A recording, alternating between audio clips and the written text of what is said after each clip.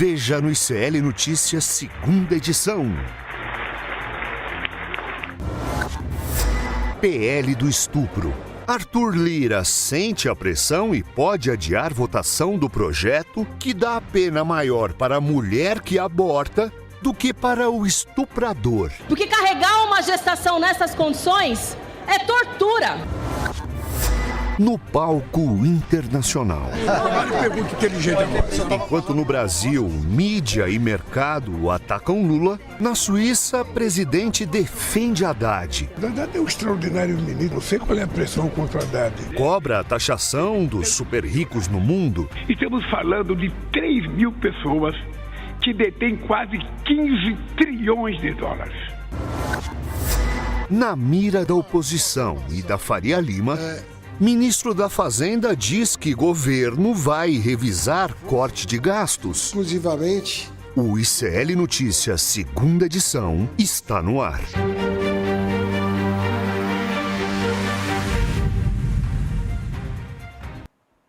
Olá, boa noite, seja muito bem-vindo, seja muito bem-vindo. ICL Notícias, segunda edição, está no ar. Estamos ao vivaço e mais um dia dessa semana longa, porque essa semana tá difícil. Tá.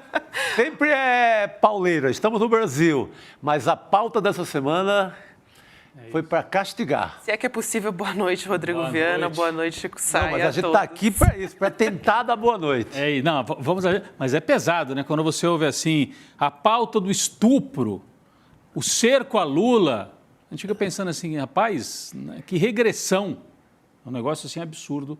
A situação que nós temos, até pela linguagem, né? A gente já sente isso como está pesado. Está muito até pesado. Na linguagem. Estava conversando com o Lindener Pareto, nosso professor aqui do ICL, sobre essa pauta do aborto, e a gente estava, olha que coisa maluca, na Constituinte a gente estava discutindo retroceder na pauta do aborto e agora a gente está de novo em 2024. Parece que o aborto, o Arthur Lira deu uma segurada no PL, né, sobre o aborto, que vai criminalizar as vítimas e não o estuprador, né? A vítima seria mais penalizada.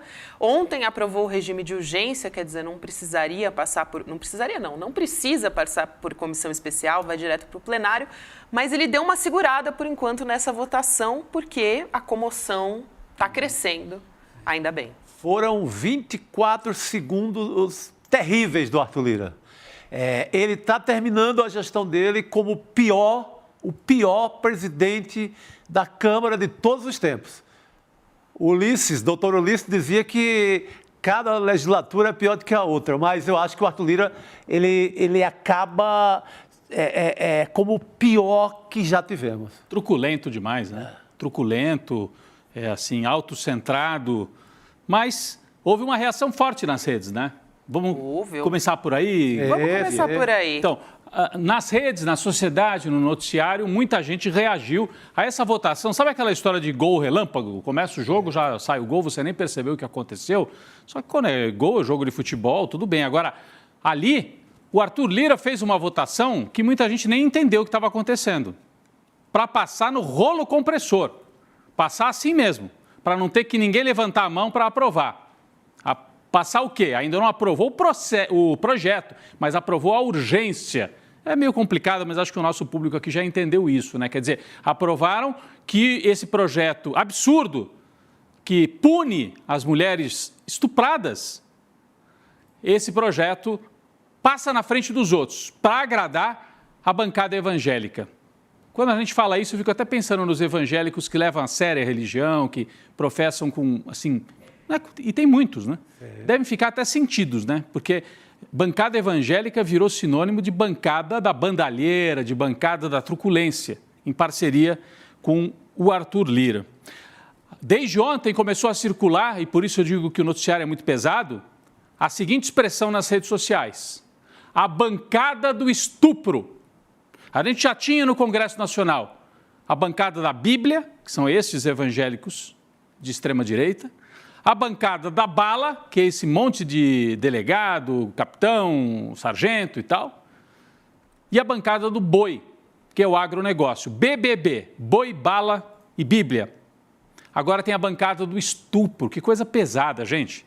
Mas É pesada a ação deles e tem que ser forte a reação.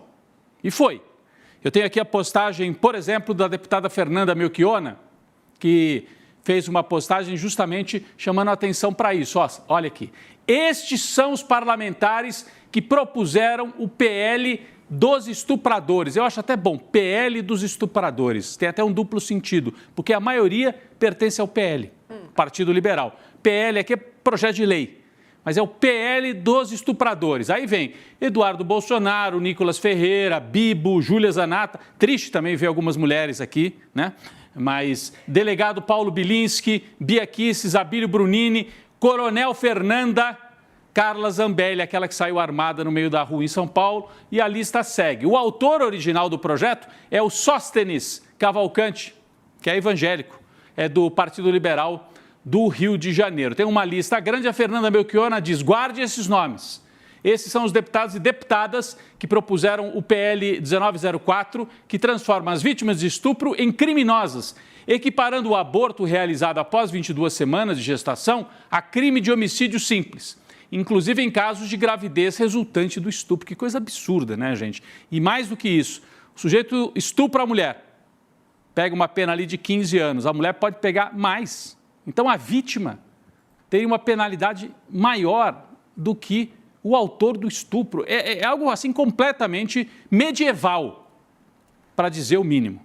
Então, reação forte, postagens como esta aqui da Fernanda Melchiona, uma forte reação das mulheres. A bancada evangélica é grande patrocinadora desse projeto. E o que tem de pastor?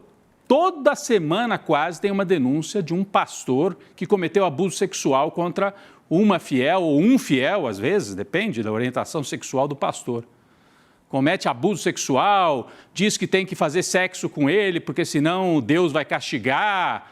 Olha, antigamente, quando eu era criança, mais jovem, essas denúncias todas envolviam a Igreja Católica, alguns padres, infelizmente, também envolvidos nesse tipo de coisa. Agora, hoje em dia é uma vez por semana. Tem pastor estuprador, pastor abusador, pastor que ameaça, pastor que comete tudo que é violência. E aí, eles querem criminalizar as mulheres que precisam fazer um aborto. Ninguém gosta, né? Você já conversou com mulheres, a Gabi pode falar melhor do que qualquer um aqui. Qual mulher que gosta de falar, vou fazer um aborto? Ninguém. E nem um parceiro eventual que esteja ao lado. É um drama, né, Gabi? Na vida? Sim, é uma dor, né? Nenhuma mulher faz um aborto porque quer fazer um aborto. É porque ou precisa, porque financeiramente, enfim, não tem nenhuma condição, ou é porque foi violentada, enfim, N motivos. Inclusive, a gente tem abortos que estão previstos por lei, né? Que é o que eles querem retroceder, mas nenhuma mulher quer passar por isso, gente. Imagina, parece que vai ter uma epidemia de aborto. No Brasil, com a descriminalização. Não, e o que é hipócrita, perigoso e lamentável é que eles estão fazendo isso numa onda, sabe para quê? Para desgastar o governo. Assim, é tão triste lidar com a saúde pública, com a saúde das pessoas, nesse grau de responsabilidade, porque eu já vi alguns falando inclusive em on, quero ver se o Lula vai vetar. Quer dizer, não estão preocupados com a mulher, não é nem um debate religioso, filosófico. Eles fingem que é um debate religioso, filosófico, que já seria contestável, mas na verdade é para desgastar o Lula, para dizer, e aí Lula, vai vetar? Vai vetar e aí nós vamos derrubar o seu veto. Ou não vai vetar, e aí vai se mostrar fraco. É nesse ponto que nós estamos. Então, aí é que entra o Arthur Lira, porque por mais que assim, 30, 40, 50 deputados, pastores, tenham força no voto, eles não têm força para mudar a ordem de votação na Câmara. Não tem. É ele que tirou do colete. Então, isso é obra pura e simples do Arthur Lira. Aí é que entra o autor da parada toda. É o maquiavélico, porque daí ele quer ficar de bem com essas pessoas. Eu ia colocar aqui uma arte, como a gente chama, que circulou bastante nas redes. Hoje, eu estava falando dos pastores, aquele monte de denúncia. Alguém fez assim Olha isso, gente, olha isso. É uma colagem. Pastor suspeito de abuso contra menores em Araruama. Pastor investigado por abusar 3 crianças em Itajá e preso em Goiânia. Pastor suspeito de estuprar adolescentes durante orações. Pastor da igreja da Lagoinha de BH diz que beijou a boca da filha, um mulherão. Exame de DNA revela que pastor é acusado de 3 estupros. Pastor que disse que crianças abusadas também são culpadas. Gente, se tem alguma epidemia, não é de aborto, é de pastor estuprador e abusador no Brasil. Porque eles estão se achando acima da lei. Assim como a turma das armas, o Bolsonaro deu um liberou geral, aqui também tem um liberou geral. Porque eles estão achando que eles são donos do país, estão querendo transformar o país numa espécie de república religiosa, o que não é uma república, né? É um contrassenso. Mas olha isso. Então, a gente tem se tem uma epidemia, é de pastores abusadores. E aí essa bancada, que está baseada aqui nesse tipo de apoio social, vai para cima das mulheres. É impressionante. Hoje tem manifestação convocada, né? Manifestações convocadas em São Paulo, no Rio de Janeiro, para ver se dá uma sacudida, para ver se as pessoas vão para cima. Porque a impressão que eu tenho, Chico e Gabi, é que o Arthur Lira está fazendo tudo isso porque ele sente que há uma espécie de amortecimento na sociedade brasileira. Como o Lula está ali sob cerco, o Lula seria o líder do setor progressista, ele não quer confrontar, e aí eles vão passando tudo e dizendo para o Lula, ali, tenta, vem. O Lula está segurando o ministro da Fazenda, que está sob ataque de banqueiro assim como nunca. E aí tem ataque de banqueiro de um lado e o ataque dessa agenda absurda do outro lado. Então a sociedade tem que reagir, né? Qual o limite para a sociedade brasileira, para a parte progressista que ganhou a eleição reagir? Eu nem acho que a gente tem maioria no Brasil para aprovar aborto de maneira completa, mas pelo menos para não retroagir, que aqui nós não estamos falando de liberar o aborto, é o contrário, né, Gabi? Eles estão querendo piorar a lei. Hoje existe uma lei conservadora já no Brasil, é assim, pode aborto em caso de abuso sexual, de estupro, com alguns limites e tal, mas não pode de maneira geral. Outros países têm aborto livre, a Argentina aprovou recentemente. Esse ataque é sobre o aborto legal. Isso, é para reduzir. Do estuprador. É isso. Então, é algo completamente absurdo. Então, tem manifestações convocadas, a gente a qualquer momento pode ter imagens da manifestação em São Paulo ou no Rio de Janeiro. O Arthur Lira sentiu a reação, daqui a pouco nós vamos falar sobre isso. Aliás, daqui a pouco, ao vivo, a Sâmia Bonfim vai estar aqui com a gente. Acabam de me lembrar aqui. Sâmia Bonfim, deputada, que foi uma das que reagiu, ou uma das que reagiram a essa pauta horrível que o Arthur Lira coloca goela abaixo dos brasileiros e principalmente das brasileiras. Ele sentiu a reação que veio das redes, um pouco, mas eu acho que o Arthur Lira sentiu a reação que veio da mídia tradicional. Jornalistas tradicionais, que são parceiras do Lira, às vezes na pauta econômica liberal, mas que nesse caso ficaram indignados. Eu vi, por exemplo, a Miriam Leitão, tem a postagem dela, a gente não pode rodar, mas tem aqui o resumo, ó. Abre aspas, estamos nos transformando num Estado teocrático, um retrocesso que nos leva à Idade Média. A violência do estupro se segue à violência de uma lei contra a mulher. Ela define muito bem, é uma lei contra a mulher. Essa gente da extrema-direita não gosta de mulher, tem um problema com mulher. E a Miriam Leitão está ressaltando isso. Então, a violência do estupro se segue a uma violência da lei contra a mulher, que a considera uma subcidadã que não pode decidir sobre o seu corpo, nem num caso de estupro, gente. O que é isso? Né? Então, a indignação da Miriam Leitão, a qual a gente se soma. Ainda bem que a Miriam Leitão está se posicionando e justiça seja feita. A gente pode discordar dela na parte de debate de economia e tudo, mas na pauta de ditadura, tortura e esse tipo de debate, ela é firme. Chega firme, é. Ela sempre chega firme, né, Gabi? E assim, temos que trazer aqui uma voz importante. Eu acho que o Arthur Lira ouve. Ele fica preocupado. Opa, vou me queimar lá no Jardim Botânico? Pode não ser bom para mim. Vamos dar uma segurada. Daqui a pouco nós vamos explicar como é que ele recuou. Não é que ele retirou o projeto. Ele está adiando a sessão, porque foi, por enquanto, votada a urgência. Ele teria adiado o momento de colocar para voto, porque ele sentiu que agora tem muita pressão. Mas, olha, tem também um problema. Uma outra colega da Miriam, lá na Globo News, também fazendo debate, mas olha o que ela trouxe aqui. Acho que é a Ana Flor, né, que é a jornalista. É o próximo registro que a gente tem aqui para colocar na tela. Ao fazer a manifestação contra esta pauta, olha o que ela diz. Líder do governo na Câmara diz que o projeto anti-aborto não é um tema de governo. Aí ela diz, o governo está de joelhos frente a uma oposição que está passando essa boiada. Você vai colocar uma mulher vítima de estupro mais tempo na cadeia que o seu estuprador? Ninguém está falando em ser a favor do aborto. Eu acho curioso ela dizer que o governo está de joelhos frente a uma oposição que está passando a boiada, porque É como se a culpa fosse do governo. O governo não pautou isso aqui. A gente pode cobrar que eu acho que o governo está com uma posição muito em cima do muro. E vai ser atropelado de qualquer jeito. Podia se posicionar. Agora era a hora de se posicionar. Sim. Agora, querer culpar o governo está de joelhos. A Globo, e aí eu fiz uma postagem na sequência sobre isso aqui. Nós temos aqui a minha postagem, um pouco respondendo. Não é que eu discordo da crítica que ela faz ao projeto. Mas olha o que eu trouxe para o debate. A Globo empareda o Lula o tempo todo. Flerta com o bolsonarismo nas pautas econômicas, como a gente vê com o Campos Neto e o Tarcísio Martelada. E depois diz que o governo está de joelhos no tema do aborto. A Globo ajudou a parir a extrema-direita brasileira. E aí é bom para aprender, porque não existe meia extrema-direita, ela é inteira.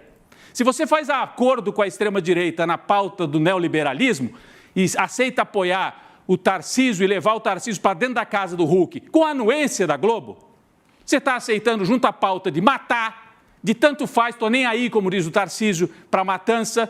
E você está também fortalecendo a extrema-direita que vai apresentar esta pauta e depois os jornalistas da Globo vão dizer, poxa, mas como? O governo está de joelho? O governo está sitiado, inclusive pela Globo. Se você apoia o tal do bolsonarismo moderado, você tem que comprar o pacote completo. Você não pode depois estar reclamando que a polícia está matando demais, que está passando na Câmara tudo que é pauta desse tipo da bancada do estupro. Pois é. Porque é inteiro o pacote. Você brincar com o fascismo, com o bolsonarismo agora dito moderado, você tem que ser responsabilizado também por esse tipo de coisa. E rapidamente, não é a primeira vez que acontece isso não, sabe? Essa parceria de uma direita liberal com temas da extrema-direita e depois, poxa, demos muita lenha para eles e eles nos atropelaram. Sabe quem é que trouxe esse tema do aborto e dos costumes para o debate eleitoral no Brasil? Não foi o bolsonarismo, não foi essa extrema-direita de agora. Foi o José Serra e a esposa do José Serra na campanha de 2010 contra a Dilma. Os mais novos não lembram, mas eu lembro, Chico. Eu lembro muito bem esse dia. Eu lembro. A mulher do Serra fez uma campanha dizendo assim que a Dilma é a favor de matar criancinhas, que a Dilma seria a favor do aborto. Tentou trazer isso na reta final, no desespero, já estava quase perdida a eleição, para ver se virava a eleição, criando pânico. A Dilma, comunista, a favor do aborto, contra as criancinhas. Então, o Serra do PSDB, a maior hipocrisia, porque depois descobrimos, eu lembro que foi uma investigação, inclusive o Zé de Abreu participou disso, ele não é jornalista, mas ajudou nessa investigação, descobrimos que a mulher do Serra tinha feito um aborto. Uma ex-aluna dela de Campinas, infelizmente, foi um drama para ela. Uma ex-aluna da mulher do Serra conta, olha, eu não entendo ela estar trazendo isso para a campanha, porque nós, ex-alunas, nos lembramos bem quando ela fez o aborto e ficou muito chateada de fazer esse aborto. Então, essa hipocrisia não dá certo. O PSDB trouxe isso para debate, foi atropelado, e quem ficou com essa bandeira é a extrema-direita. Então, a Globo, quando ajuda a construir a extrema-direita, não, é só na economia que nós somos parceiros. Não existe meio acordo com essa extrema-direita perigosíssima. Fizeram o acordo, ajudaram a construir e agora a extrema-direita está aí. Vem para cima das mulheres, vem para cima do governo e vem para cima também dos jornalistas da Globo que tomam um susto. Opa, estão passando o trator. Estão passando o trator porque foram fortalecidos, inclusive, por essa mídia que se acha limpinha e profissional e normalizou a extrema-direita no Brasil, Gabi. Mas eu vou parar por aqui, porque nós temos uma convidada chegando. Eu não sei se ela já está aqui no... Eu queria falar antes da gente chamar... Por favor. Por favor. Porque justamente a gente vai ouvir ela sobre esse projeto de lei que é uma excrescência, né? Já falei a respeito disso aqui. Inclusive, comentário da Deise Oliveira aqui. Vocês já repararam que toda vez que a gente fala deste... ser alagoana, acontece alguma coisa no ICL, cai internet, cai live, não entra vídeo. Bem observado. Bem observado isso aqui. Eu tinha que trazer esse comentário aqui. Mas essa história, ela me deixa muito emocionada, no pior sentido, né, da palavra. E eu, de verdade, depois que eu soube da história que aconteceu e que viralizou sobre essa adolescente, né, que foi estuprada pelo próprio pai numa UTI de hospital, eu não consegui nem dormir direito à noite de saber disso. E assim, basicamente acontece todos os dias e isso eu acho que é fundamental para a gente dizer que o estupro, ele acontece dentro de casa, na maior parte das vezes, 60% dos estupros que acontecem, eles acontecem por crianças, né? Assim, crianças são as vítimas, crianças e adolescentes, então são estupros de vulneráveis, o que é muito assustador, mas a maior parte dos nossos estupros são estupros de vulneráveis. E quando a gente olha essa história, ela é muito emblemática disso, né? De um pai que violenta a filha, e se essa criança, né, ou essa adolescente, no caso a menina tem 17 anos, mas se ela fosse procurar por justiça ou por... E justiça eu digo não só no sentido de justiça, mas de ela poder fazer, né, de poder ter direito ao seu próprio corpo.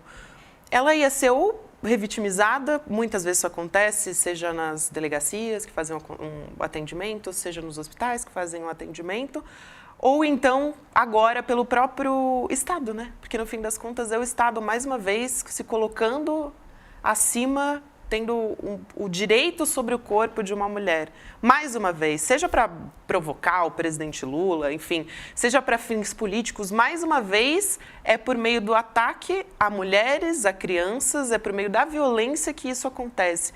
Então, me chama a atenção que o país não esteja... Como é que as pessoas estão conseguindo hoje viver sem estar, assim, parando o Brasil por causa disso, gente?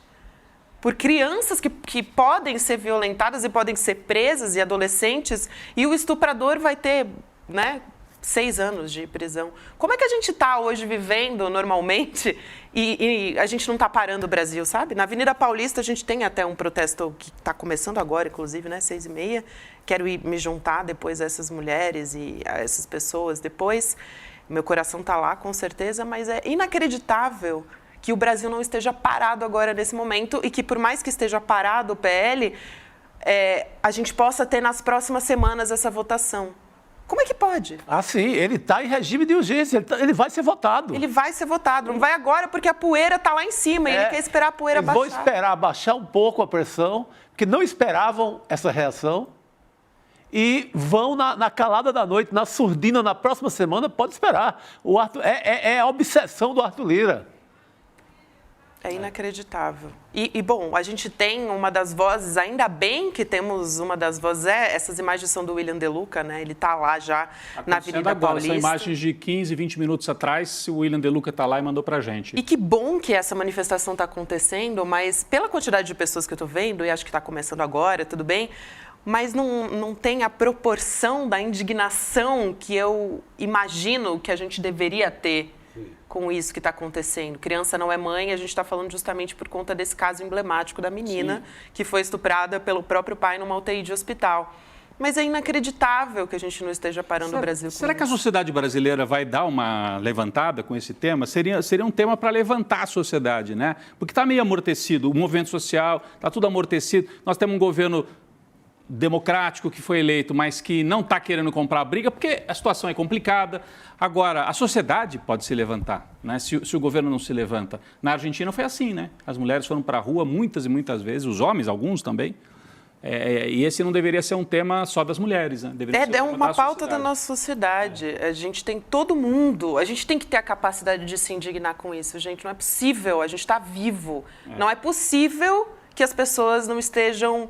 Como é que elas estão conseguindo dormir à noite sabendo que esse projeto pode passar? É isso que me deixa assustada. A gente não pode ficar sem reação diante disso. A gente tem que reagir, a gente tem que ir para a rua. Eu acho que não tem nada, não pode existir nada nesse momento no nosso país que seja mais importante do que isso. Não existe nada mais importante do que isso nesse momento. Assim, não tem como. E eu acho que, ainda bem, a gente tem vozes como a da Sâmia Bonfim para representar não só a mim, mas outras mulheres, né? E poder falar sobre o que está acontecendo nesse momento. E ela fez uma fala fundamental, né? Agora também, em plenário. Então, vou aproveitar e já chamar a nossa convidada por favor, para conversar com a gente. Ainda bem que a temos. Deputada, boa noite. Obrigada pela sua presença e pelo papel que você tem cumprido nos representando. Muito obrigada pelo convite, também pelas palavras. Eu estava ouvindo a sua fala agora, fico também assim emocionada, no aspecto ruim, como você bem colocou, porque talvez a sociedade brasileira ainda não tenha noção da gravidade daquilo que está sendo votado. Eu tenho a impressão, inclusive, de que tem deputados que pelo menos até ontem, não sabiam exatamente o que eles estavam votando. Ou alguns que sabem, mas que o medo da opinião pública, da moral religiosa, das eleições municipais, não sei, fala mais alto do que o bom senso, do que a humanidade. Mas eu acho que essa pressão social que está acontecendo, principalmente desde a aprovação da urgência no dia de ontem, tem surtido efeitos positivos, assim. O presidente Lira já deu uma declaração de que não deve votar o mérito nos próximos dias, deve esperar um tempo. Eu já ouvi parlamentares, inclusive, que são autores e coautores do projeto, dizendo que podem mudar o texto se as pessoas não estão gostando disso, da vítima de estupro ficar presa mais tempo do que o próprio estuprador, porque é isso que está escrito no projeto, infelizmente, e tem surtido efeito. Acho que essa manifestação de São Paulo, né, espontânea, que foi chamada, eu acredito que ela tende a aumentar, se capilarizar, se nacionalizar, e é isso que precisa para barrar essa sanha misógina que está acontecendo aqui no Congresso Nacional. Deputada, a senhora falou que, o Rodrigo Viana aqui em São Paulo, que há uma sociedade que é conservadora, né? Que então esse debate fica misturado com essa questão religiosa, mas nesse caso não estamos falando de propor o aborto completamente livre, como até é desejável por uma parte da sociedade brasileira, talvez não tenha maioria para isso. Agora, o que estão colocando aqui é o oposto, né, deputada? É aprofundar a perseguição nos poucos casos em que a legislação brasileira permite o aborto. Por exemplo, no estupro. Então, você criminalizar ainda mais a mulher, né? A senhora acha que a maioria que é contra o aborto, nesse caso, como é que poderia se fazer essa leitura? Eles não estão forçando a mão demais ao criminalizar desta maneira a mulher vítima mais criminalizada, mais penalizada do que o próprio estuprador? Será que tem maioria social, mesmo com esse parlamento conservador? Será que tem? Ou eles estão tentando passar assim no atropelo? É isso mesmo, Rodrigo. Tem algumas pesquisas que foram feitas nos últimos anos aferindo a opinião pública sobre os casos que são legais no Brasil, que são 3, né? Estupro, anencefalia e risco de morte para gestante, e há uma maioria na sociedade brasileira que é contra retroceder nas possibilidades da lei. Uma pesquisa da Datafolha do final de 2018 indica que 60% da população é contrária, e uma feita pelo Instituto Patrícia Galvão, é um pouco mais recente, de 2019, 20, se eu não me engano, diz que 70% é a favor de aborto em casos de estupro, que é justamente o caso do que trata, né, o PL 1904. Eu acho que isso, inclusive, é um amparo muito importante, e eu quero falar, inclusive, como alguém que é de um partido da base do governo, para que o governo também seja parte ativa para impedir a aprovação desse projeto. Porque o presidente Lula, através dos seus porta-vozes, disse que isso não é uma questão de governo, que não vai tratar da classe chamada pauta de costumes. É uma visão da qual eu discordo, assim, eu venho conversando com, né, os meus pares aqui do Congresso Nacional também, porque isso atinge milhões de mulheres e meninas brasileiras, isso não é um tema ali secundário de costumes, né, porque isso empodera a extrema-direita, eles vão ganhando espaço, vão ganhando caminho. Se passa isso, imagine o que não vai passar amanhã, assim. Se essa atrocidade passa com facilidade, sem resistência, não sei o que nos espera nos próximos anos e meio que nós ainda temos com essa atual legislatura. E porque é uma maioria da sociedade brasileira que discorda desse projeto, que não quer que as mulheres e crianças que foram vítimas de estupro sejam colocadas nos bancos dos réus, né, que elas... anos, pena de prisão, e que os estupradores tenham, se identificados, 8 anos de prisão. Então, acho que esses elementos ajudam a lutar contra esse projeto brutal e grotesco. Vamos somar forças, e eu espero que o governo também se ampare nessa posição pública para se meter a colher nesse projeto. Literalmente, Chico. Sâmia, parabéns pela sua coragem, pela sua luta aí permanente, não só em Brasília. Mas você tem alguma dúvida que o Arthur Lira vai voltar com esse projeto, vai pautar isso, até por conta do que ele espera de votação para eleger o seu sucessor na Câmara? Você acha que ele recua com essa pressão ou segue nessa... com essa pauta que, como você mesmo falou, nem dá para enquadrar ali no varejo das pautas de costume. Isso é uma loucura total. Atrocidade. Atrocidade, né? Isso é selvageria, Idade Média. Sincera, o Arthur Lira, como um bom coronel, não é do tipo de pessoa que se pressiona com posição da imprensa, da sociedade, com mobilizações, com o movimento de mulheres, da defesa da infância, da adolescência. Não é esse o perfil dele. E somado a isso, tem uma campanha em curso para eleger o seu sucessor à presidência, que é o Elmar Nascimento, e ele está contando com os votos dos parlamentares do PL e dos deputados conservadores. Não é à toa que está sendo votado Saidinha, a PEC 45, que é a que criminaliza os usuários de maconha, e agora esse PL da gravidez infantil ou o PL do estupro, como está muito bem definido aqui pelo ICL, que eu estou lendo aqui embaixo. Mas eu acho que, ainda assim, toda a pressão e mobilização social, ela é muito válida. Porque depois da Câmara, a gente tem o Senado. Sim. E já o presidente Rodrigo Pacheco, ainda que nos últimos meses tenha tido também posições bastante complicadas, ele é o autor da PEC 45, por exemplo, ele é um pouco mais suscetível à pressão da opinião pública. Depois teria ainda uma nova etapa, que é a possibilidade de veto do presidente Lula, e esse, sem dúvida, é muito suscetível à pressão dos movimentos, da opinião pública. Então, todo esse caldo de mobilização que pode se formar agora, ele é importante. E o Lira já deu algumas declarações, né? Não deve votar nas próximas semanas, eu não sei se eu acredito, porque costumo acreditar pouco nas promessas que ele faz. Mas acho que já mostra um pouco, né, o sinal da panela de pressão que está sendo criado.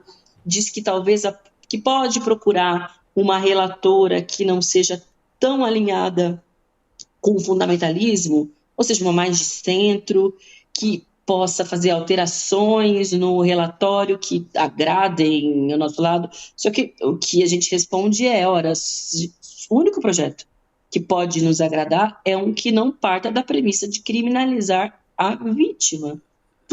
Qualquer remendo que é feito em torno disso não nos serve, não nos cabe, não nos convence, assim. A premissa desse PL é completamente absurda. Tem gente dizendo de colocar no projeto, já que o problema é menos tempo de pena do que do estuprador, aumentar, então, o tempo de pena para o estuprador. Mas isso não vai mudar o fato de que você quer botar na cadeia a vítima de estupro. Eu ouvi, Sâmia, bom você falar isso, eu ouvi hoje a deputada Bia Kicis falou, não, então a gente aumenta agora a pena para estupro, para ficar, sei lá, estupro 30 e a menina...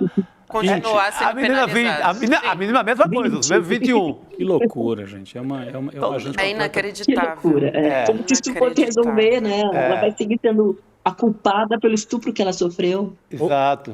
Gabi, a deputada Sâmia falava de pesquisas de opinião pública que mostram que o brasileiro, na média, apesar de relativamente conservador em relação ao aborto, não aceita retrocesso nos casos que já estão aí. E tem uma enquete rolando, né? Essas enquetes, assim, são sempre complicadas, mas o resultado da enquete é tão forte contra o projeto que acho que é para a gente levar em conta também. Vai na linha do que a deputada Sâmia estava dizendo. Acho que nós temos aqui... A gente tem a arte. A arte, como a gente chama, né? O quadro. Olha aí, ó. Se as pessoas concordam totalmente, na maior parte, ou discordam totalmente do projeto, desse projeto que está sendo votado, esse PL absurdo do estupro. A maioria discorda. 82% na enquete da própria Câmara dos Deputados discorda. 82%. É massacrante, assim. Então, vai bem na linha do que a deputada Sâmia estava dizendo. A gente não pode ficar intimidado, porque acho que tem uma espécie de intimidação, de recuo dos setores progressistas. Nada pode ser discutido, é tudo conservador. É aquela história do Ibis que a gente estava falando. Já saímos derrotados sempre de primeira. Não é assim, né? Acho importante a gente fazer esse debate. Você veja, Rodrigo, Sâmia, Gabi, que da virada que os setores mais à esquerda, progressistas, conseguiram dar nesse próprio assunto. Esse assunto, a esquerda estava acanhada, estava segurando ali para sair para o jogo. E foi inteligente, virou para PL do estupro. Sim. que já foi uma virada de linguagem importantíssima. Foi. Que conseguiu explicar de forma mais pedagógica coisa que não estava conseguindo explicar. Virou um selo, assim, né, Gabi, em relação aos autores. Então tem que ser mais corajoso e armar estratégia de comunicação para esse enfrentamento. E eu acho que a gente tendo o resultado, né, dessa enquete que o projeto de lei, né, que abriu no próprio site, mostrando que a sociedade já entende que isso é um retrocesso, né, o 82% no discordo totalmente. Eu te pergunto, deputada, se é um momento, e a gente já tem tanta dificuldade, né? Me parece, eu estava até aqui falando com os dois, né? O Chico e o Rodrigo no início do programa, que parece que a gente está tendo as mesmas discussões que a gente tinha lá na Constituição de 88, né? Que a gente estava tentando não retroceder ainda mais. Em 2024, a gente está tendo as mesmas discussões. Então, é assim, absurda, é surreal, para dizer assim, é até difícil de achar um adjetivo para classificar. Mas, por outro lado, a gente vem tentando ter discussões sobre a descriminalização. Hoje, se uma mulher, e aqui, lembrando mais uma vez, a Sâmia também bate nessa tecla, a gente tem 60% dos casos são meninas, né? Crianças de até 14 anos de idade. Então, a maioria dos casos são de estupro de vulnerável hoje no Brasil. Isso é aterrorizante. Quando a gente olha para esses casos, a gente tem, por lei, alguns casos que são permitidos por lei e outros que a gente tem a criminalização. A gente consegue, nesse momento da nossa história, com um Congresso que talvez seja o pior Congresso de todos os tempos até agora, o mais conservador de todos, falar sobre a descriminalização do aborto? Como é que a gente vai fazer para não só não retroceder, como também para avançar? Porque a gente está, parece que, voltando ao invés de avançar, né? A preocupação então, eu não sei como é que a gente vai chegar lá. Eu não sei se a deputada tem essa resposta também, né? Não, é um debate fundamental, porque a gente está falando de uma lei de 1940, ou seja, 80 anos depois. Exatamente. Estamos lutando para não perder aquilo que deveria ser óbvio para qualquer pessoa, né, que tem um mínimo de sensibilidade de humanidade. De fato, são estratégias difíceis para pensar, né, no avanço da legislação sobre o aborto. Com essa correlação de forças do Congresso Nacional, é praticamente impossível. E é por isso que a gente optou, nos últimos anos, para tentar a via do Supremo Tribunal Federal, que, ainda que não seja explicitamente em todos os temas progressista, vem acumulando decisões que são importantes para essa pauta dos direitos sexuais e reprodutivos. Então, o caso do estupro é por lei desde 40, mas o caso, por exemplo, de anencefalia foi através de decisão do Supremo Tribunal Federal. De risco de morte da gestante também foi a partir de uma decisão do Supremo Tribunal Federal. Nós temos uma ADPF que nós movemos no ano de 2018, que aliás, teve um relatório entregue pela ministra Rosa Weber, que aceita, né, a nossa definição de que fere princípios constitucionais fundamentais, princípio da dignidade humana, e que caracteriza o aborto, caracteriza a gravidez indesejada como uma tortura, como algo que fere a dignidade da mulher. E a discussão sobre ele está parado desde que foi entregue o voto da ministra e cabe ao presidente. Parecia que a gente ia avançar nessa, parecia, deputada, que a gente ia ter o nosso primeiro avanço. E aí o presidente... direito, né, assim, magicamente não, né, porque tem muita luta, mas assim, uma luz no fim do túnel, mas aí o presidente do Supremo, o ministro Barroso, optou por, pelo menos não no início da sua gestão como presidente, não pautar temas de costumes, que é um termo que eu detesto, assim, não tem nada a ver com costume, tem a ver com direito, com vida, com dignidade, mas bem, já que se convenciona chamar assim, vamos usar de vez em quando para, né, criar algum canal de diálogo, que não botaria temas de costumes nos primeiros anos, que deixaria lá para o final.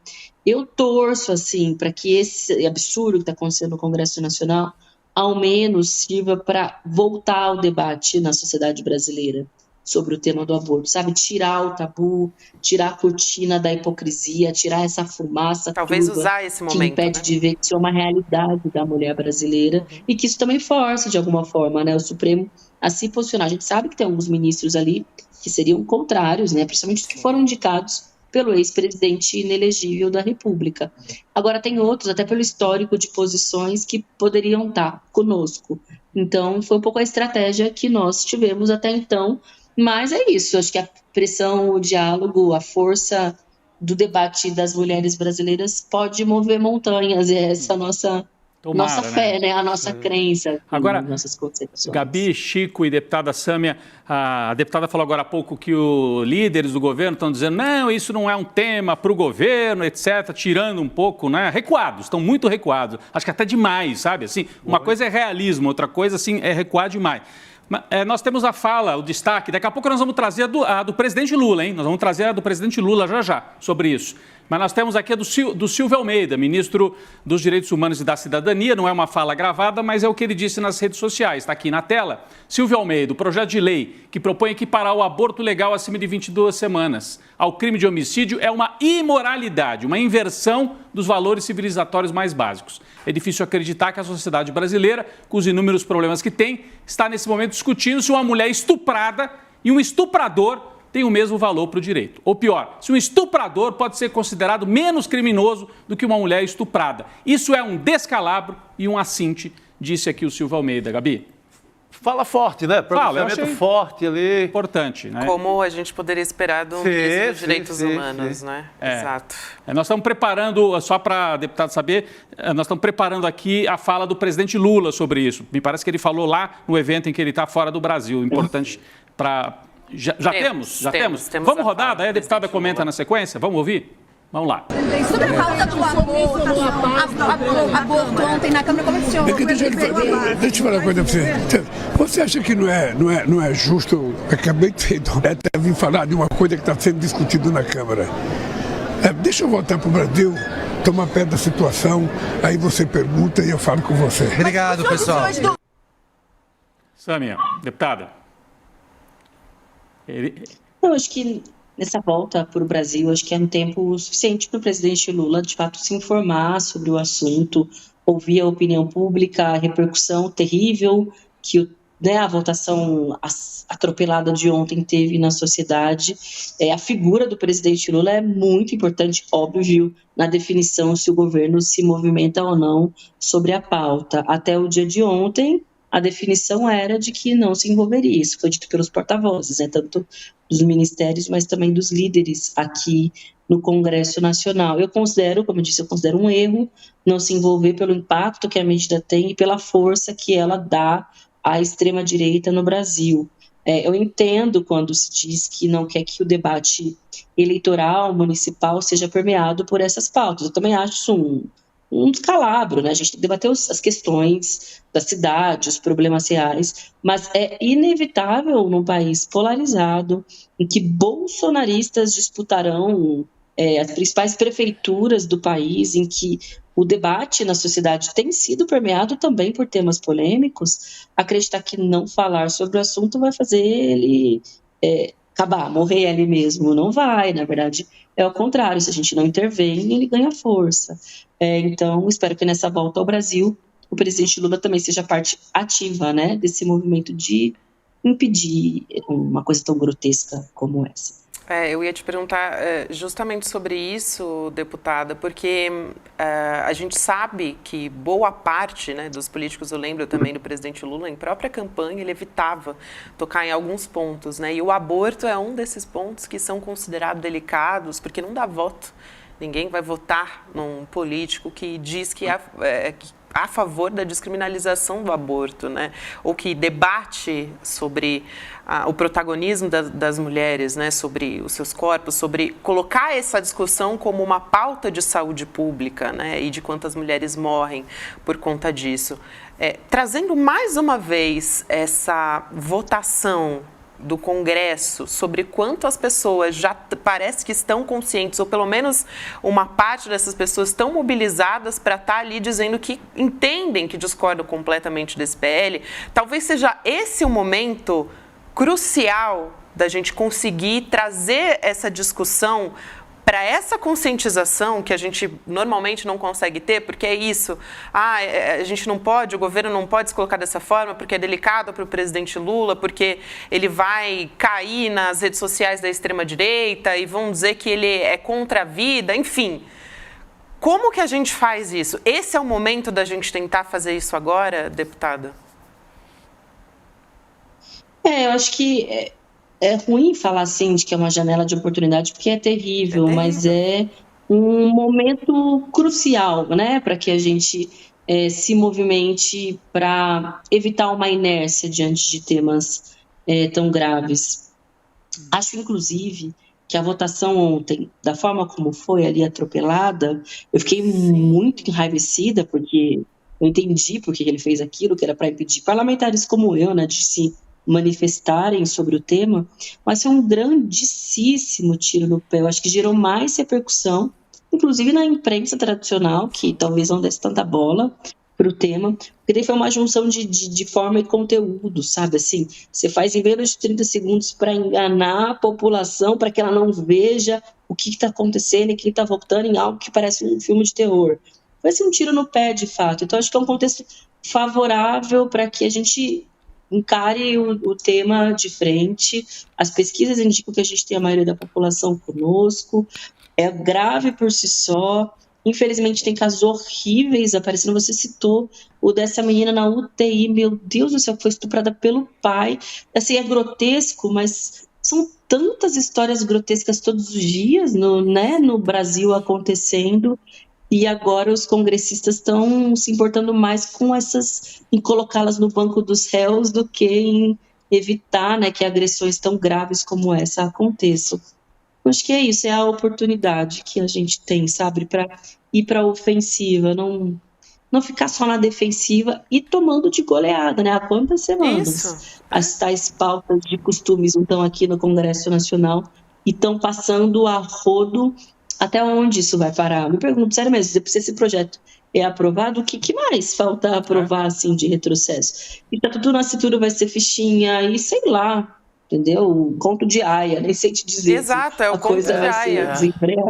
É o conto de Aia. Não vai ter mais limite. Se isso passa, entrega logo, né, para a Idade Média inteira e vamos para outro canto, porque não adianta. É por isso que eu me pergunto ainda por que a gente não parou o país ainda com esse PL sendo colocado em discussão. Eu acho que talvez ainda vai ter um tempo de compreensão mais das camadas mais, né, Chico? populares, né? E eu acho que a gente vai ter esse apoio, sim. Porque a partir dessa denominação PL do estupro, isso se torna a forma mais fácil de comunicar. Que quem vai pagar vai ser a menina que é estuprada, sabe? Então, eu acho que vai e todo bairro, toda isso cidade consegue pequena... sensibilizar as pessoas, né? E assim, toda cidade pequena, todo bairro, seja de que cidade for do Brasil, tem um exemplo disso. Sim. E por isso que eu acho que a gente não tem que ter o complexo de inferioridade do debate, porque todo mundo, não, a direita sabe fazer o debate. Olha aqui, é um assunto horrível, mas PL do estupro, ficou ruim para eles, ficou péssimo para eles. O negócio das praias, né, deputada, eu não quero misturar aqui, que são temas completamente diferentes, mas assim, foram para a história das praias achando, isso aí vamos nadar de braçada. Carimbaram que eles são a favor de fechar as praias. Então, eles erram também. Tem jogo, a gente tem que fazer esse debate. Tem jogo. Não pode se abster do debate, ainda mais num caso desse. Expor, né? Expor, por exemplo, esse caso horroroso da criança, da adolescente que foi estuprada, ela acontece toda semana. A gente vê o tempo inteiro, só que aconteceu conjuntamente com o PL. E aí isso expôs o horror, né, que de fato acontece com essas crianças, e é isso que a gente estava falando, né? Normalmente essas violências acontecem dentro de casa, não é o estuprador que vai te pegar no beco escuro, que é normalmente como as pessoas imaginam que o estupro acontece. Não, a maioria dos casos acontecem dentro de casa, com o tio, com o pai. E isso, acho que quando a gente consegue trazer isso para a realidade, mostrar essa realidade para as pessoas, acho que sensibiliza, né? A gente está mostrando que é uma criança. Acho que quando você fala de criança, as pessoas conseguem entender o tamanho do horror que a gente está falando. É isso. É isso. Deputada, eu quero agradecer muito a sua presença aqui, enfim, para a gente poder falar a respeito disso, sobre essa gravidade, e agradecer também pelo seu trabalho fundamental. Obrigado. Eu que te agradeço, Gabi. Obrigada pela oportunidade. Contem sempre comigo. Obrigada. Tchau, Obrigado. tchau. Até mais. A gente continua por aqui. Muita gente falou a respeito disso, né, Rodrigo? A gente mostrou o ministro Silvio Almeida. Tem também a fala, por exemplo, do deputado Henrique Vieira. Henrique Vieira, do PSOL, que é importante porque ele é da bancada evangélica. Teve outro dia aqui num programa, numa conversa super interessante com o Eduardo Moreira, né? Então ele é um evangélico de esquerda, um evangélico progressista. Importante ouvir a avaliação do deputado pastor Henrique Vieira, do PSOL do Rio de Janeiro. Vamos acompanhar. E sócio do grupo do Malafaia disse à Globo News que esse projeto visa testar o presidente, ou seja, ele negocia a vida de mulheres e meninas, expõe mulheres e meninas vítimas de estupro à prisão para testar o presidente. Eu não consigo colocar em palavras o nível de brutalidade do espírito, petrificação do coração, alienação dos afetos, sei lá. É muito triste. A gente devia buscar projetos para proteger meninas e mulheres da violência sexual, da pedofilia, violências que às vezes acontecem dentro das famílias. Mas não. O que se propõe é criminalizar, é expor a hostilidade, é oferecer a saída da prisão por 20 anos. E ainda faz isso num jogo político, utilitarista, para testar o presidente da República. É aquilo que a gente vem conversando, né? Sobre a utilização não só de mulheres, mas de meninas e crianças para politizar esse debate. E muitas vezes trazendo esse espantalho, né? Que não existe, de que é a favor da vida. Não é a favor da vida, não é a favor da nossa vida e da vida dessas crianças também. É contra as mulheres, declaradamente. Eles não gostam de mulher, Gabi. Tem uma coisa assim... É ódio mesmo. A gente precisa dizer, eles têm ódio de mulher. Tem uma parte da extrema-direita, boa parte, que detesta a mulher. Isso ficou claro desde o começo, quando o Bolsonaro saiu candidato, que ele quase deu um tapa na cara da Maria do Rosário lá e disse aquelas frases absurdas que eu não vou nem repetir aqui sobre mulher. Eles têm... falou da filha, né? Que a filha era uma fraquejada. Então eles não gostam, eles têm um problema com mulher. Eles têm um problema seríssimo. E não é à toa que as mulheres derrotaram o Bolsonaro no voto. Importante, né? Exato. É o papel fundamental das mulheres nisso. É isso. Eu quero chamar imagens do Rio de Janeiro também. Manifestação. A gente tem manifestação em São Paulo, mas também no Rio de Janeiro acontecendo agora. Olha só, a gente tem ali vovós. Vou pedir para colocar em tela cheia. Voz em defesa de suas netas, bisnetas e contra o PL 1904. Ali, me parece, ali na Cinelândia, né? Perto do Parece que é ali mesmo, na Cinelândia. No centro do Rio de Janeiro. Então, uma imagem que chegou agora. São manifestações assim, ninguém convocou, não tem uma liderança política, né? É uma manifestação do movimento de mulheres, né, Gabi? São as pessoas se conscientizando a respeito disso, indo para a rua para falar a respeito. A gente tem, acho que sempre, movimentos que estão ali, né? Os movimentos sociais nessas horas, eles são muito importantes para chamar a atenção para o que está acontecendo. E acho que a gente tem que realmente fazer muito barulho para poder chamar a sociedade para o que está acontecendo e para o risco que toda a nossa sociedade está correndo, né? Não são só as meninas, não são só as mulheres. A gente tem, por exemplo, influenciadores com grande projeção como o Felipe Neto chamando atenção para isso nas redes sociais. Ótimo, que bom que ele está vindo. Ele apontou incoerência, olha só o que ele colocou nas redes sociais dele. Esse é o trabalho da bancada evangélica no Congresso Nacional. Parabéns, bancada evangélica. E aí ele deu um retweet numa notícia do G1. Aquela notícia que você trouxe.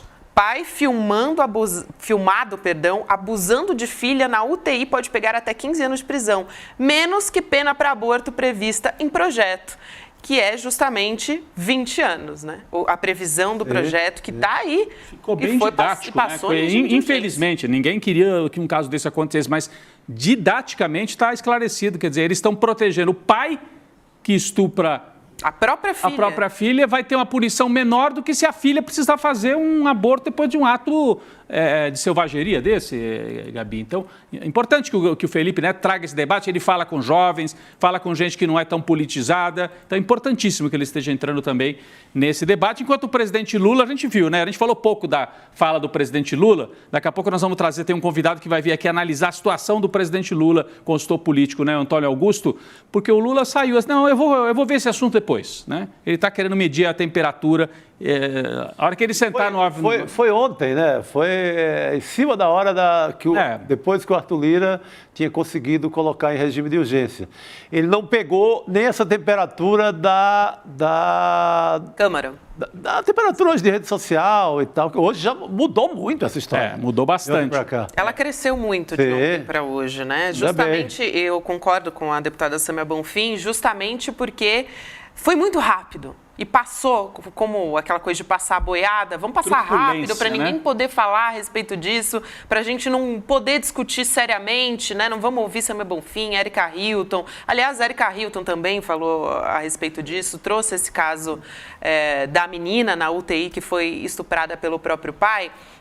Vamos assistir mais esse vídeo da Érica Hilton e a gente muda de assunto. Vamos lá, Gabi. Porque também é muito boa a fala grave de que uma menina havia sido abusada pelo próprio pai dentro de uma UTI. Caso engravidasse e resolvesse abortar a partir de 22 semanas, ela teria uma punição maior do que a do seu próprio pai. É isso que está colocado. Essa violência, esse grave ataque contra a vida de mulheres, meninas e pessoas que gestam no nosso país. O Congresso Nacional atacando os direitos e retrocedendo de uma legislação que foi aprovada em 1940, garantindo acesso ao aborto legal em 3 casos. Estupro, aquele que coloca em risco a vida da mãe e da criança, e também o caso de feto anencéfalo. Aí a gente está vendo, ela cita até os casos que são previstos por lei e que mesmo assim são dificultados. É bom bater nessa tecla aqui. A campanha da Damares no governo do Bolsonaro pegou o avião e foi atrapalhar uma tentativa de aborto que precisava ser feita no hospital. De uma criança. De uma criança. A criança, inclusive, ela teve que sair num carro escuro pelos fundos do hospital, porque tinha uma mobilização religiosa e da extrema-direita na frente do hospital para ela não abortar. Ponto de aia mesmo. É o nível que a gente tem aqui quando a gente fala a respeito do aborto. Mas vamos seguir falando sobre isso. Daqui a pouco a gente pode trazer mais imagens, o William De Luca está lá, inclusive na Paulista, trazendo imagens dele, mas vamos continuar falando sobre como está essa semana pesada, né? Não só falando a respeito do aborto, mas está pesada também para o governo, né? Teve anulação daquele leilão do arroz, a gente falou a respeito disso, indiciamento de ministro, do Juscelino Filho, o Pacheco, né, o presidente do Senado também resolveu votar o MP do governo para impulsionar a arrecadação, novas regras de PIS/COFINS. Ele devolveu o MP, né? Ele devolveu o MP do Haddad. Exatamente, devolveu o MP do Haddad. Haddad também nesse processo lento de uma fritura que parece que está querendo acontecer ali, né? Ele que é o único que consegue dialogar também está sendo lentamente fitado, enfim.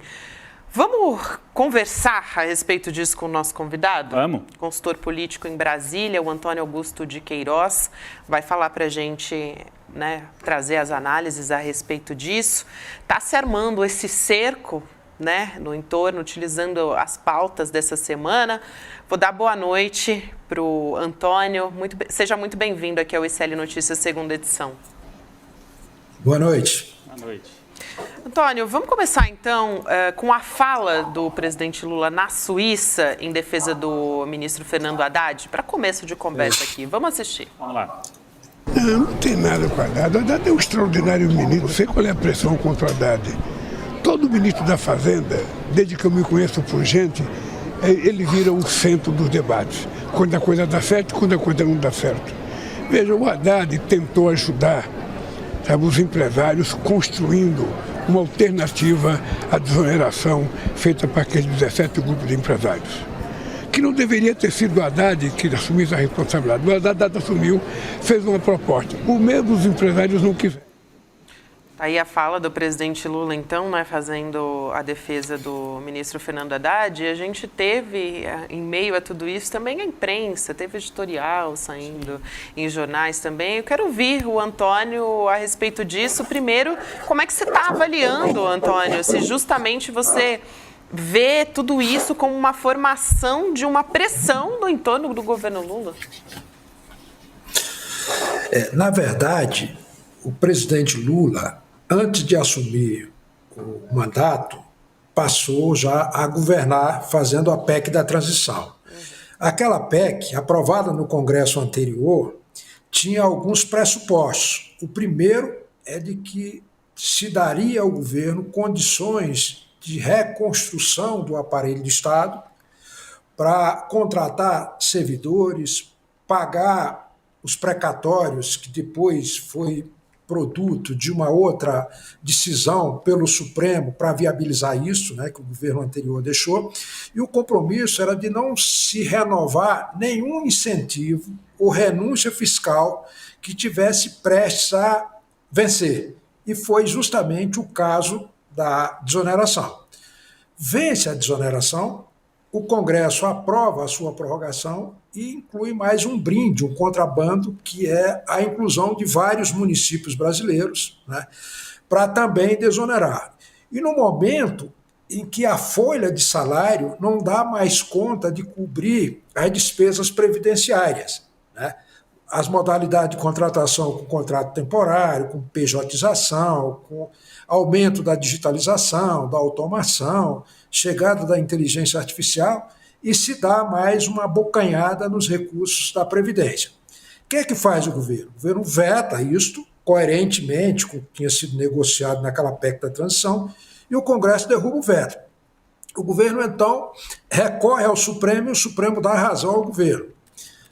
Vem o Congresso e faz pressão no sentido de que o governo reabra essa negociação. O governo reabre a negociação, pede para a decisão do Supremo ser suspensa por 60 dias para uma negociação, assume o compromisso de apresentar uma alternativa de custeio ou de fonte de financiamento, porque a Constituição é clara que tem que ter uma fonte para ter renúncia ou incentivo, e o Congresso não concorda com essa fonte. É claro que o governo errou na MP quando ele encaminhou a MP sem a previsão de noventena. Tem que ter uma carência de 90 dias para voltar a cobrar esse tributo, né? Esse foi um erro e foi devolvido. Mas o que a gente pode dizer objetivamente é o seguinte, é que essa MP, com todos os atropelos, ela tem uma vantagem muito grande. Olha, se quer fazer gracinha para alguns setores da economia e para algumas prefeituras, alguns municípios do Brasil, isso tem custo, alguém vai pagar conta. E então apresentou quem é que poderia pagar conta. O Congresso não concordou e agora está com a bomba na mão que vai ter que levantar essa fonte, porque se não levantar, a desoneração vai cair. O ministro Haddad é um dos ministros mais eficazes desse governo, né?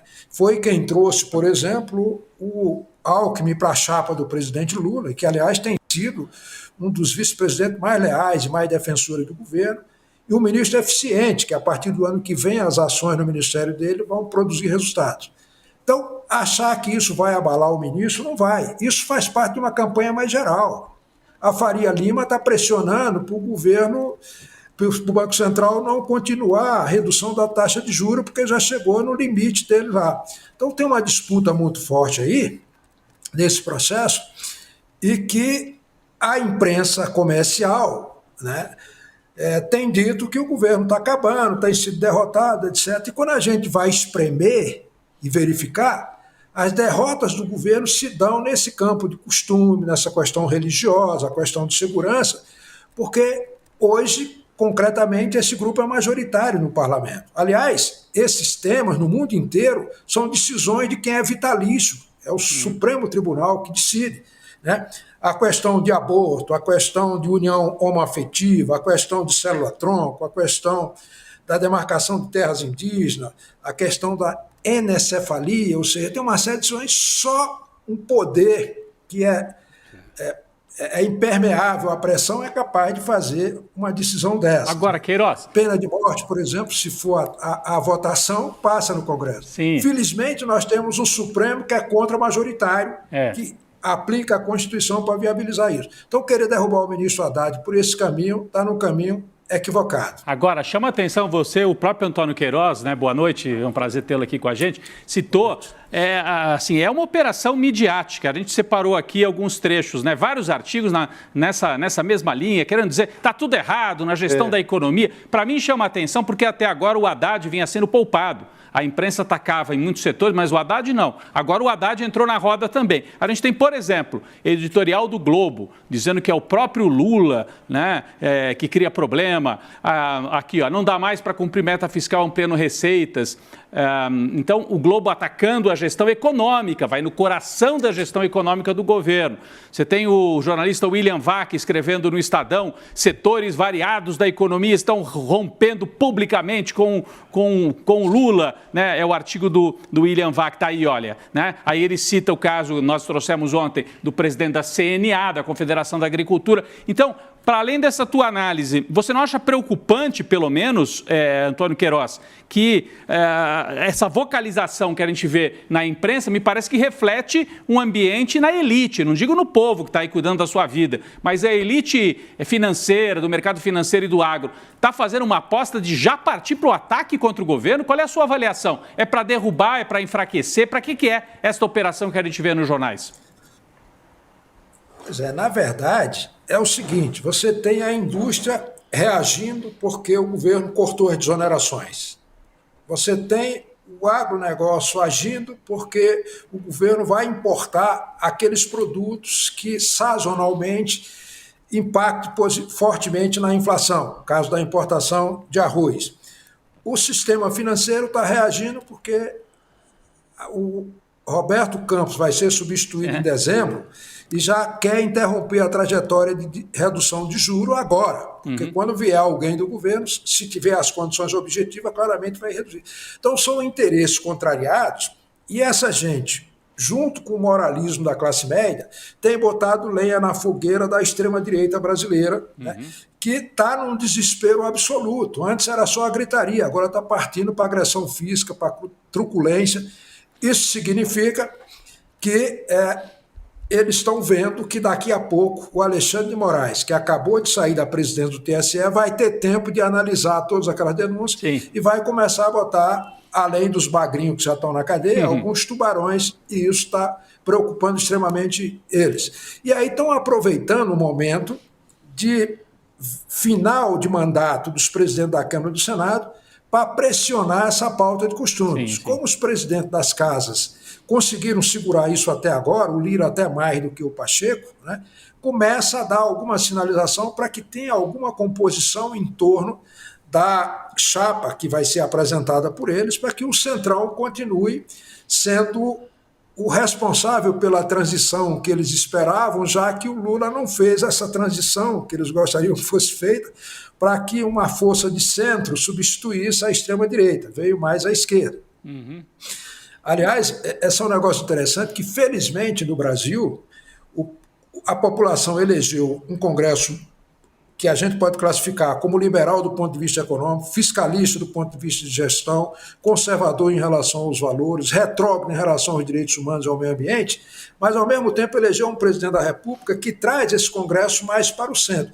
Imagine se o Bolsonaro tivesse sido eleito com um Congresso desse. Com um Congresso desse, tragédia completa, total e absoluta. Né? Não quero nem imaginar isso, viu, Antônio Queiroz? Não quero nem pensar, porque senão eu vou para... Mas, meu caro, o que você acha que é ideal para o jogo político na visão do governo, na visão do Lula? Antecipa uma reforma ministerial? Qual o jogo ideal ali? Qual o game do Lula da Silva? É isso, boa. Pois é, o presidente não pode, nesse momento, por pressões da mídia ou por pressão de setores que querem agradar essa extrema-direita, abrir o núcleo do governo para que adversários futuros possam se apropriar de decisões estratégicas no núcleo do governo. O que ele pode, eventualmente, fazer é se trocar com aliados de confiança e que tenha relação programática. Acho que reforma ministerial só deve acontecer depois da eleição municipal e, possivelmente, já antevendo ali o que vai ocorrer com vistas à sucessão presidencial e até, eventualmente, contemplar os ex-presidentes da casa que têm voto numa reforma dessa, desde que haja uma relação amistosa. Porque também nós temos a seguinte situação. O Pacheco, para se eleger em Minas Gerais, ele precisa fazer gestos para os setores conservadores. Já fez alguns em relação ao Supremo, em relação à pauta de costumes, mas ele precisa desesperadamente do apoio do governo para se viabilizar lá. Então ele fica com o pé em duas canoas. O Lira perdeu o apoio, não tem apoio dos 2 senadores, agora perdeu do terceiro, os 2 calheiros, um no Senado e outro licenciado para ser ministro. Tem o governador contra ele, agora perdeu o apoio do prefeito, e se não tiver uma relação razoável, civilizada com o governo federal, vai ter o governo federal contra ele depois que ele sair da presidência da Câmara. Vai ficar 2 anos no sereno. Então ele vai buscar ter uma postura mais de equilíbrio, está fazendo concessões nesse momento à bancada mais extrema-direita, porque conseguiu segurar até agora, mas eu acho que em coisas que ou o Supremo derruba ou o Senado não aprova, né? Então tem ali também uma coisa calibrada. O fato de ser votado simbolicamente, projeto de urgência não se vota simbolicamente. Aquilo ali precisa de maioria absoluta. 257 votos tem que ser nominal. É simbólico porque o pessoal diz, bom, vamos deixar isso aí passar e cá para nós. Para o Lula ter essa extrema-direita no Congresso voltado exclusivamente para essas pautas de costume é ótimo, porque imagine se essa gente estivesse discutindo política pública, o quanto que ia interferir no processo decisório e realmente comprometer em economia, em finanças, em políticas sociais, o desempenho do governo. Então, eles estão cuidando dessa pauta de costume, aliás, pegaram comissões que dão esse tipo de visibilidade, né, e o governo está trocando a máquina do lado de cá. Então, acho que não é momento de fazer a reforma ministerial, não é momento de entrar nessa casca de banana, de pedir a demissão do ministro das Comunicações. O fato do indiciamento dele decorre de uma ação dele quando era deputado, não é agora. E se o presidente sair afastando todo mundo que é indiciado pela Polícia Federal em período anterior ao exercício como ministro, vai cair naquela situação da Dilma, que andou fazendo isso e perdeu completamente o controle e a base do Congresso.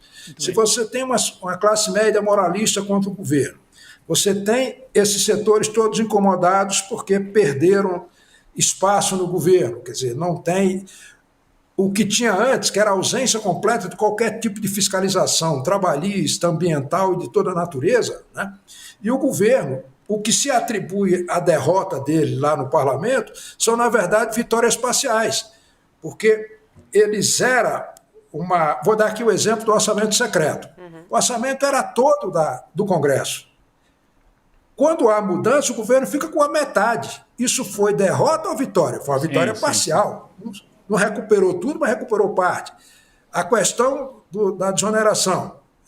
Perdeu no parlamento lá na disputa, mas recuperou via judiciário, e que agora, numa composição, quem está em desvantagem são esses setores. Porque se eles não negociarem, não volta a reoneração, não tem desoneração e vai haver reoneração. Né? Então, esse balanço do governo tem que ser feito assim, muito à luz da conjuntura, né? Que é um Congresso que foi eleito com base em fake news, com base em orçamento secreto, com base em preconceito em relação ao governo anterior e fazendo uso abusivo da máquina. Né? Então, levar em conta esse contexto é fundamental para avaliar o que é vitória e o que é derrota. Perfeito. Quero agradecer aqui a sua presença, Antônio. É um prazer te receber. O Antônio Augusto de Queiroz é consultor político em Brasília, ajudando a gente a compreender um pouco melhor esse cenário que está se formando. Então, muito obrigada. Até uma próxima. Obrigado, Antônio. Obrigado, querido. Até a próxima. Um abraço. A gente continua ainda falando, de certa forma, né, de tudo isso que está se colocando. Inclusive, a gente falava agora há pouco a respeito da pauta do aborto, que é basicamente o assunto do momento, né? A gente não tem como falar de outra coisa. Eu acho que isso está gerando um pouco esse sentimento nas pessoas. Eu estou acompanhando aqui o chat enquanto a gente está conversando e ninguém consegue, assim, falar de outra coisa, porque, de fato, as pessoas estão estarrecidas com isso, né? Então, vou chamar o Guilherme Amado aqui para participar com a gente. Boa. Queria ouvir o Guilherme Amado sobre isso, né? Porque ele que está todos os dias apurando nos bastidores, né? E como é que está essa história, por exemplo, do Arthur Lira, dando essa recuada depois de ver que o negócio ficou muito feio para ele depois que eles quiseram passar o de urgência ali, a torta e a direita, exatamente. E como a gente está acompanhando essa história, Amado, boa noite para você, querido. Seja bem-vindo aí. Boa noite, Gabi. Boa noite, Rodrigo. Boa noite, Chico. O Arthur Lira não esperava que fosse ter a rejeição que tem, porque esse projeto ele encontra uma oposição, inclusive com quem é a favor da legislação do jeito que está hoje. Quer dizer, gente que não é a favor de uma ampliação das possibilidades legais do aborto, elas consideram que esse projeto é excessivo.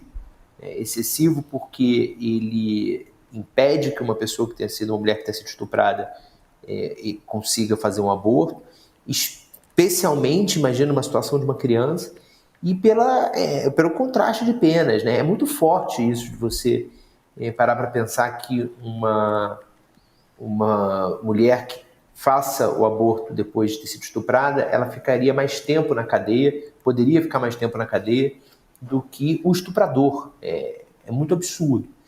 E ele puxou o freio de mão, já se fala na Câmara que o projeto não vai ser votado, mas o fato é que ele, ao querer dar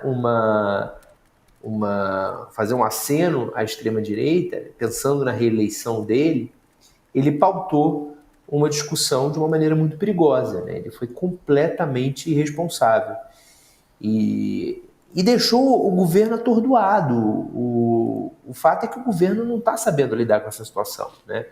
Hoje a orientação do governo é não se envolver. O líder do governo, José Guimarães, líder do governo na Câmara, disse que não é uma matéria de governo.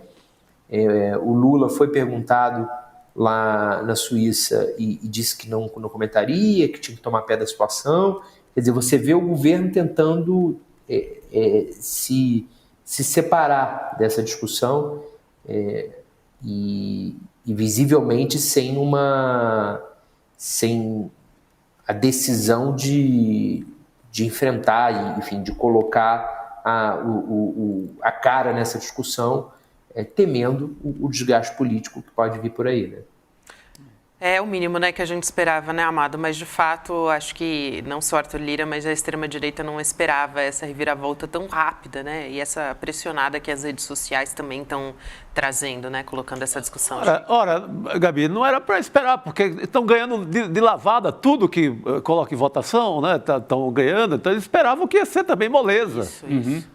Não, e uma sociedade talvez um pouco amortecida. Então, Arthur Lira estava contando com isso, né? Uma sociedade amortecida, e quem poderia liderar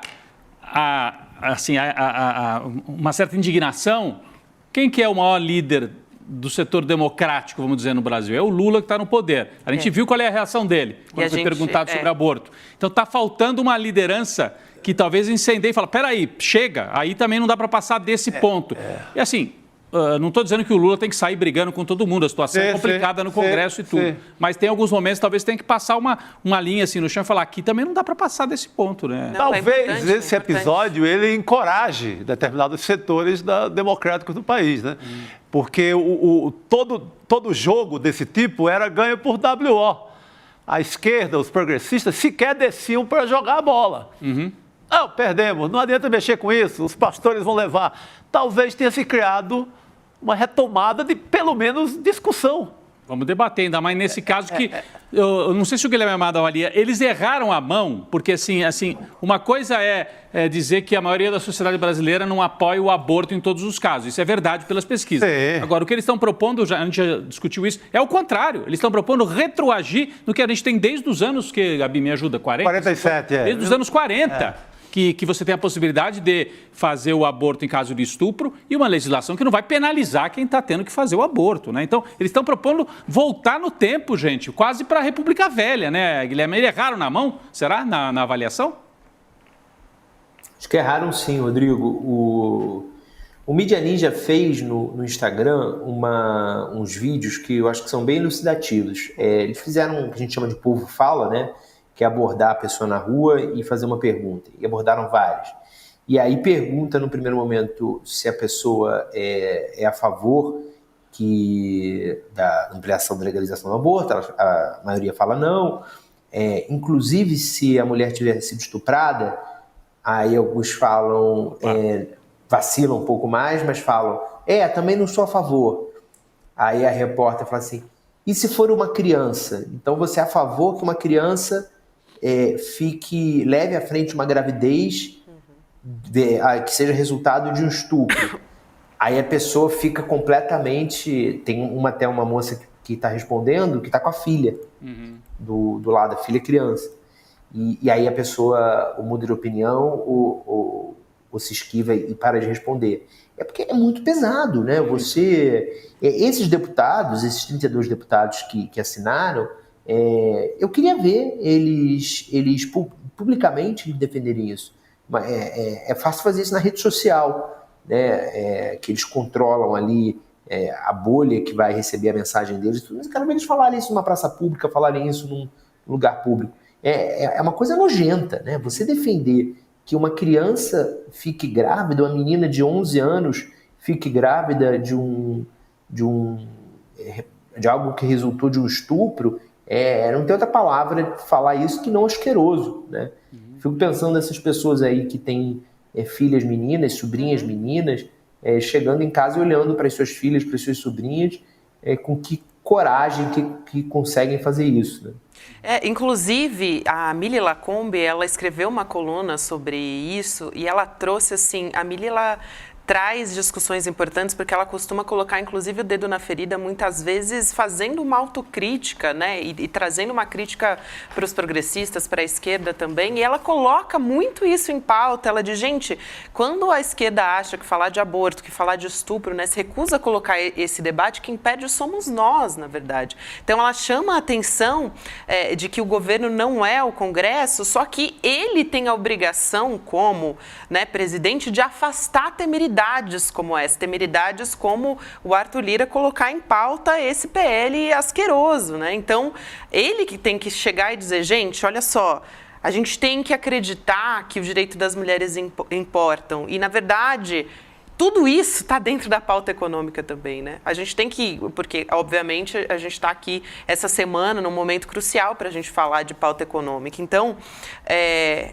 ela diz que tem uma frase muito forte da Mili Lacombe, tá? Mas eu acho que a gente pode parar para olhar para isso, talvez refletir, que ela diz, a gente votou por acreditar que essas pautas são fundamentais para a esquerda, né? Direito das mulheres, a saúde das mulheres. E ela diz o seguinte, Lula foi eleito pelas mulheres. Ele não pode agora chegar e cuspir na nossa cara. Foi isso que ela disse. Não, eu acho que muito pesado, mas é uma reflexão que eu acho que ela traz, assim, colocando o dedo na ferida, sabe? Porque realmente não tem nada mais importante do que isso nesse momento. Sim, a partir do que está colocado, aí sim, eu acho que não dá para culpar o Lula de ter colocado isso em urgência ou colocado na pauta. Não, isso é a responsabilidade do Congresso. Isso é Congresso, isso é Arthur Lira, isso é quem manda no Congresso. Agora, a partir da colocada a questão, a partir da discussão, sim, é evidente que é necessário que haja um pronunciamento do governo, um pronunciamento forte. Como tem havido, por exemplo, da doutora Nízia no Ministério da Saúde, quando os bolsonaristas tentaram diminuir o tempo de gestação, assim, que tem com uma portaria. Então, estava lá a Nízia e corajosamente derrubou a tal da nota técnica dos bolsonaristas. Está lá o Silvio de Almeida retrucando, mas uma vez que essa discussão está tomando conta do país, dever sim do Lula, do vice, de todas as autoridades desse país. Queria só trazer uma informação que é importante, é que eu não concordo com tudo que disse a Mili Lacombe, mas eu acho que é importante todos nós lermos e a gente refletir sobre isso. Mas a Nízia, numa entrevista, ela se recusou a falar sobre o aborto, né? Tinha um repórter questionando ela sobre o aborto e ela não queria dizer que o debate não era esse. Então, quando a própria ministra da Saúde coloca isso, e eu respeito muito a Nízia Trindade. Porque ela tomou uma decisão importante esse ano. Contra a bancada, contra o que vinha do... O bolsonarismo tentou mudar essas regras que tem influenciado nos hospitais na prática, que tem dificultado o aborto legal. Sim. O hospital em São Paulo... não passou essa lei aí, infame, que estão tentando passar, do estupro. Já está dificultando. Mas os hospitais de São Paulo estão dificultando na prática. Estão desencorajando.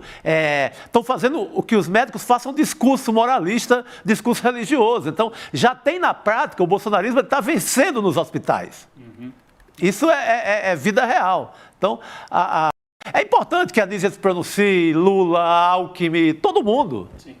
Exato. Esse é o ponto. Eu acho que tem uma... Diga, Gui. Fazer um acréscimo a isso que vocês estão falando.